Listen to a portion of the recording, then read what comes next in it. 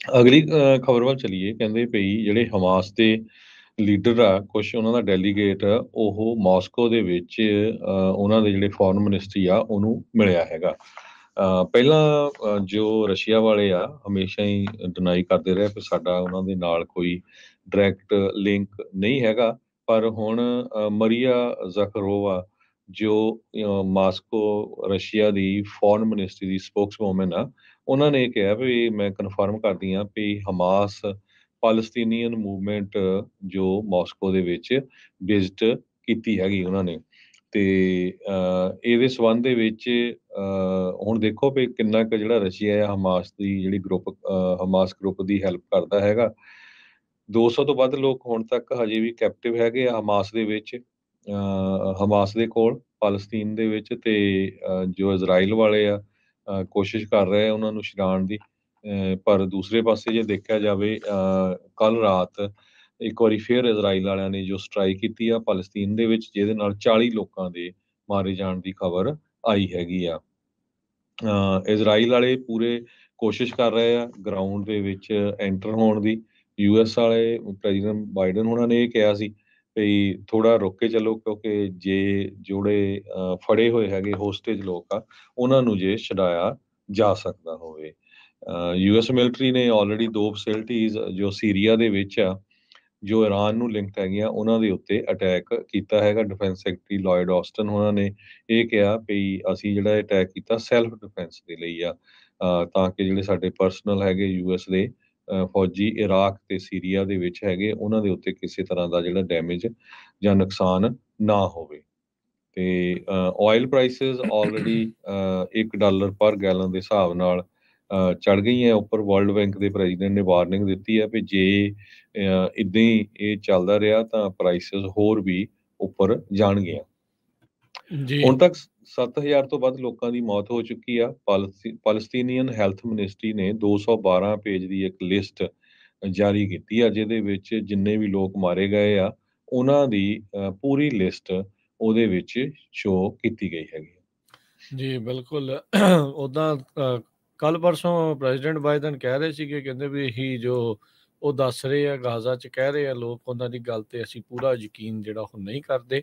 ਪਰ ਇਹ ਤਾਂ ਹੁਣ ਸਾਹਮਣੇ ਆ। ਇਜ਼ਰਾਈਲੀ ਵੀ ਇਹੀ ਬਾਰ-ਬਾਰ ਕਹੀ ਜਾ ਰਹੇ ਆ ਵੀ ਇਹ ਜਿਹੜੀਆਂ ਤਸਵੀਰਾਂ ਆ ਰਹੀਆਂ ਇਹ ਸਾਰੇ ਐਕਟਰ ਆ। ਕੱਲ ਇੱਕ ਬ੍ਰਿਟੇਨ ਦੀ ਜਿਹੜੀ ਪੱਤਰਕਾਰ ਆ ਉਹਨੇ ਇਜ਼ਰਾਈਲੀ ਇੱਕ ਉਸ ਨੂੰ ਕਹਿ ਰਹੇ ਸੀਗੇ ਵੀ ਕੀ ਤੁਸੀਂ ਸੱਚੀ ਕਹਿ ਰਹੇ ਆ ਵੀ ਜਿੰਨੇ ਵੀ ਇਹ ਮਰ ਰਹੇ ਆ ਮਲਬੇ 'ਚ ਜੋ ਵੀ ਆ ਇਹ ਸਭ ਤੁਹਾਨੂੰ ਐਕਟਰ ਹੀ ਜਿਹੜੇ ਉਹ ਨਜ਼ਰ ਆ ਰਹੇ ਆ। ਉਹਨਾਂ ਨੇ ਉਸ ਚੀਜ਼ ਤੋਂ ਜਿਹੜੇ ਸਿਵਿਲੀਅਨ ਕਾਸਟ ਆ ਉਸ ਦੇ ਉੱਤੇ ਕੋਈ ਵੀ ਟਿੱਪਣੀ ਕਰਨ ਤੋਂ ਇੱਕ ਹਿਸਾਬ ਦੇ ਨਾਲ ਨਾ ਕਰ ਦਿੱਤਾ ਜਾਂ ਟਾਲਾ ਵੱਟ ਲਿਆ। ਉਹ ਬੇਸਿਕਲੀ ਲੱਗ ਇਹੀ ਰਿਹਾ ਆ ਵੀ ਜਿਹੜੇ ਗਾਜ਼ਾ ਦੇ ਵਿੱਚ ਜਿਨ੍ਹਾਂ ਦਾ ਕੋਈ ਇਸ ਦੇ ਨਾਲ ਲੈਣਾ ਦੇਣਾ ਨਹੀਂ ਆ, ਜਿਹੜੇ ਆਲਰੇਡੀ ਉੱਥੇ ਫਸੇ ਹੋਏ ਨੇ ਲੋਕ, ਮਾਫੀ ਚਾਹੁੰਦਾ, ਜਿਹੜੇ ਆਲਰੇਡੀ ਉੱਥੇ ਲੋਕ ਫਸੇ ਨੇ, ਕਹਿ ਲਓ ਵੀ ਉਹ ਥੋੜੇ ਏਰੀਏ ਦੇ ਵਿੱਚ ਰਹਿ ਰਹੇ ਨੇ ਪਿਛਲੇ ਕਈ ਸਾਲਾਂ ਤੋਂ, ਉਹ ਵੀ ਇਸ ਦੇ ਵਿੱਚ ਸ਼ਿਕਾਰ ਜਿਹੜੇ ਉਹ ਲਗਾਤਾਰ ਹੁੰਦੇ ਜਾ ਰਹੇ ਨੇ। ਸੋ ਹਾਲਾਤ ਮਾੜੇ ਆ। UN ਕਹਿ ਰਹੀ ਆ ਵੀ ਜਿਹੜਾ ਗਾਜ਼ਾ ਆ ਉਹ ਇਸ ਟਾਈਮ ਸਟ੍ਰੈਂਗਲਡ ਕੀਤਾ ਜਾ ਰਿਹਾ ਹੈ, ਯਾਨੀ ਕਿ ਉਸਨੂੰ ਘੁੱਟਿਆ ਜਿਹੜਾ ਉਹ ਜਾ ਰਿਹਾ ਆ। ਉਹਨਾਂ ਥਾਵਾਂ ਦੇ ਉੱਤੇ ਵੀ ਹਮਲੇ ਹੋ ਰਹੇ ਆ ਜਿੱਥੇ ਕਹਿ ਰਹੇ ਸੀਗੇ ਵੀ ਛੱਡ ਕੇ ਤੁਸੀਂ ਉਸ ਥਾਂ ਦੇ ਉੱਤੇ ਚਲੇ ਜਾਓ, ਉੱਧਰ ਵੀ ਹੋਏ ਆ। ਜਿਹੜਾ ਅਲ ਜਜ਼ੀਰਾ ਦਾ ਇੱਕ ਮੇਨ ਪੱਤਰਕਾਰ ਸੀਗਾ ਉਸ ਦੇ ਪਰਿਵਾਰ ਨੂੰ ਵੀ ਕਹਿੰਦੇ ਨਿਸ਼ਾਨਾ ਬਣਾਇਆ ਗਿਆ। ਇੱਕ ਥਾਂ ਦੇ ਉੱਤੇ ਜਾ ਕੇ ਇਹ ਬੋਲ ਰਹੇ ਸੀ, ਕਹਿ ਰਹੇ ਸੀ ਕਿ ਬਹੁਤ ਸਾਰੇ ਥਾਵਾਂ ਦੇ ਉੱਤੇ ਇਜ਼ਰਾਈਲ ਦੇ ਦੁਆਰਾ ਜੋ ਲਗਾਤਾਰ ਹੁਣ ਇਹ ਕੌਨਫਲਿਕਟ ਅੱਗੇ ਵਧਿਆ ਹੈਗਾ ਆ, ਜੋ 에ਅਰ ਸਟ੍ਰਾਈਕਸ ਹੋ ਰਹੀਆਂ ਆ ਉਸ ਦੇ ਉੱਤੇ ਉਹਨਾਂ ਦੀ ਨਿਖੇਧੀ ਜਿਹੜੀ ਉਹ ਜ਼ਰੂਰ ਹੋ ਰਹੀ ਹੈ। ਇਜ਼ਰਾਈਲੀ ਮਿਲਟਰੀ ਕਹਿੰਦੀ ਆ ਵੀ 에ਅਰ ਸਟ੍ਰਾਈਕ ਦੇ ਨਾਲ 3 ਹਮਾਸ ਦੇ ਆਪਰੇਟਿਵ ਮਾਰੇ ਗਏ ਆ, ਪਰ ਜਿੱਦਾਂ ਤੁਸੀਂ ਹੁਣੇ ਦੱਸ ਕੇ ਹਟੇ ਵੀ ਕੱਲ ਦੇ ਹਮਲਿਆਂ ਦੇ ਵਿੱਚ 40 ਜਾਣੇ ਕੁੱਲ ਜਿਹੜੀਆਂ ਉਹਨਾਂ ਦੀਆਂ ਮੌਤਾਂ ਹੋਈਆਂ ਆ। ਜਿਹੜੇ ਇਜ਼ਰਾਈਲੀ ਲੋਕ ਇਸ ਟਾਈਮ ਗਾਜ਼ਾ ਦੇ ਵਿੱਚ ਬੰਧਕ ਬਣਾਏ ਹੋਏ ਆ, ਉਹਨਾਂ ਨੂੰ ਅਗਵਾ ਕਰਕੇ ਰੱਖਿਆ ਹੋਇਆ ਹੈ ਹਮਾਸ ਦੇ ਦੁਆਰਾ। ਉਹ ਉਹਨਾਂ ਦੇ ਪਰਿਵਾਰ ਵਾਲੇ ਕਹਿ ਰਹੇ ਆ, ਬੰਧਕਾਂ ਦੇ ਪਰਿਵਾਰ ਵਾਲੇ ਕਹਿ ਰਹੇ ਹਮਾਸ ਨੂੰ ਤੇ ਇੰਟਰਨੈਸ਼ਨਲ ਕਮਿਊਨਿਟੀ ਨੂੰ ਵੀ ਭਾਈ ਰੈੱਡ ਕਰਾਸ ਨੂੰ ਉੱਥੇ ਜਿਹੜਾ ਉਹ ਜਾ ਲੈਣ ਦਿਓ, ਉਹਨਾਂ ਰਿਲੇਟਿਵਸ ਤੱਕ ਜਿਹੜਾ ਉਹ ਪਹੁੰਚ ਲੈਣ ਦਿਓ। ਪਰ ਸਥਿਤੀ ਜਿਹੜੀ ਆ ਹਾਲ ਦੀ ਘੜੀ ਬਹੁਤੀ ਜਿਹੜੀ ਉਹ ਚੰਗੀ ਨਹੀਂ ਹੈਗੀ।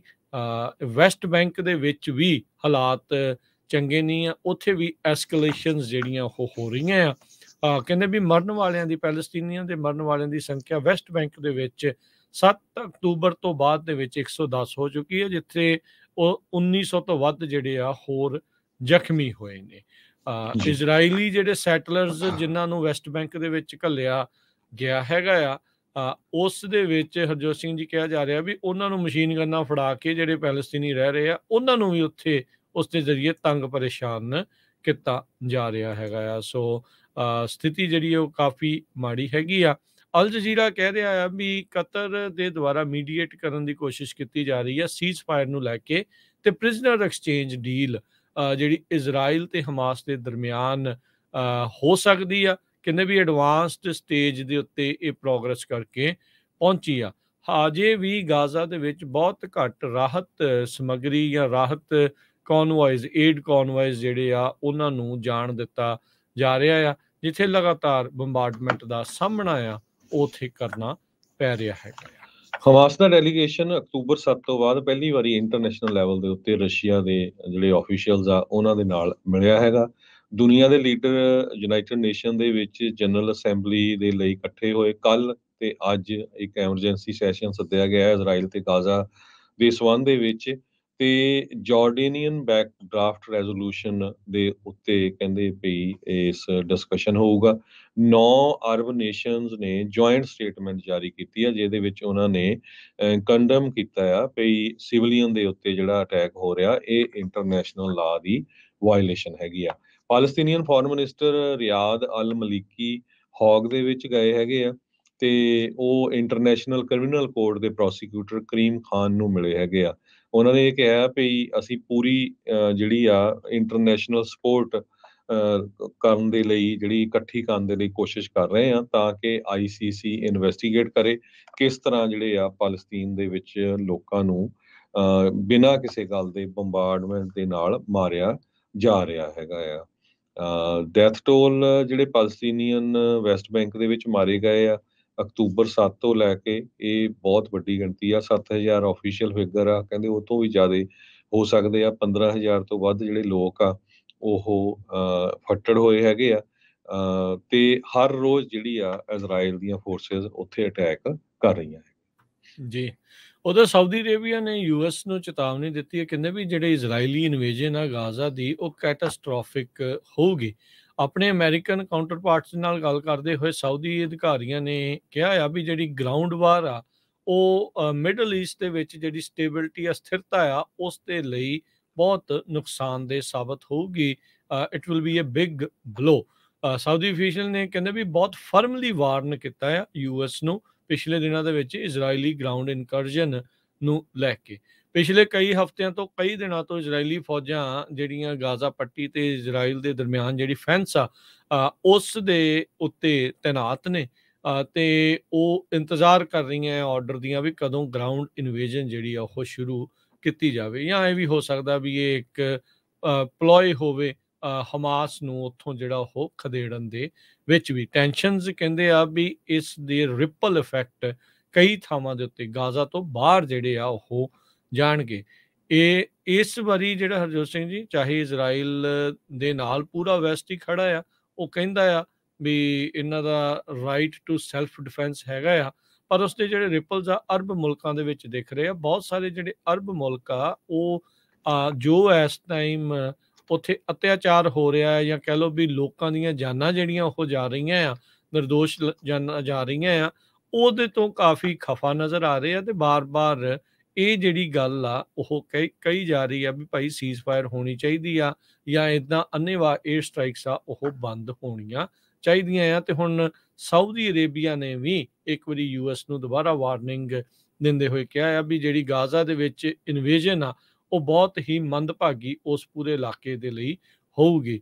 ਇੱਥੇ ਆਪਾਂ ਸਭ ਨੂੰ ਹੀ ਪਤਾ ਵੀ ਅਮਰੀਕਾ ਨੇ ਸਾਊਦੀ ਦਾ ਬਹੁਤ ਜ਼ਿਆਦਾ ਸਾਥ ਦਿੱਤਾ। ਯਮਨ ਦੇ ਵਿੱਚ ਇਹਨਾਂ ਨੇ ਵੀ ਇਹੀ ਕੁਛ ਕੀਤਾ ਜੋ ਇਜ਼ਰਾਈਲ ਦੇ ਵਿੱਚ ਇਸ ਟਾਈਮ, ਜੋ ਗਾਜ਼ਾ ਦੇ ਵਿੱਚ ਜੋ ਇਜ਼ਰਾਈਲ ਹੁਣ ਇਸ ਟਾਈਮ ਕਰ ਰਿਹਾ ਹੈਗਾ ਪਰ ਇੱਥੇ ਉਹ ਗਾਜ਼ਾ ਦੇ ਨਾਲ ਥੋੜੇ ਖੜਦੇ ਨਜ਼ਰ ਆ ਰਹੇ ਚਾਹੇ ਇਜਿਪਟ ਦੀ ਗੱਲ ਕਰ ਲਓ, ਈਰਾਨ ਵਾਲੇ ਜਿਹੜੇ ਇਹ ਦੇਖ ਲਓ, ਲੈਬਨਾਨ ਹੋਰ ਜਿਹੜੇ ਕਈ ਮੁਲਕ ਉਹਨਾਂ ਨੇ ਇਸ ਤਰੀਕੇ ਦੇ ਦੁਆਰਾ ਹਸਪਤਾਲਾਂ ਦੇ ਉੱਤੇ ਏਅਰ ਸਟ੍ਰਾਈਕ ਕਰਨੀਆਂ ਜਾਂ ਆਮ ਲੋਕਾਂ ਦੇ ਇਹਨਾਂ ਸਟ੍ਰਾਈਕਸ ਦੇ ਵਿੱਚ ਮਰਨ ਨੂੰ ਲੈ ਕੇ ਚਿੰਤਾ ਤੇ ਨਿਰਾਸ਼ਾ ਵੀ ਜਿਹੜੀ ਉਹ ਜਤਾਈ ਹੈ। ਜੀ।